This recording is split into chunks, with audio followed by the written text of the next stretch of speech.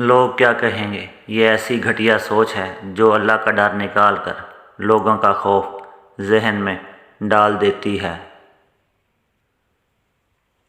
منہ میں زبان تو سب رکھتے ہیں مگر وہ کمال کرتے ہیں جو اسے سنبھال رکھتے ہیں۔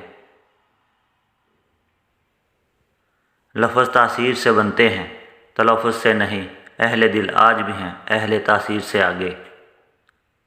خاموشی اختیار کرنا دب جانے کی علامت نہیں، ترجیحات کا فرق ہے، ہر بات اور ہر بندہ جواب کا مستحق نہیں ہوتا۔ مانگو صرف اسی سے جو دیتا ہے خوشی سے اور کہتا نہیں کسی سے۔ لمبا دھاگا اور لمبی زبان ہمیشہ الجھ جاتی ہے، اس لیے دھاگا لپیٹ کر اور زبان سمیٹ کر رکھیں۔ زندگی میں سکون چاہیے تو ضد، غصہ اور خواہشات کی پرستش چھوڑ دو۔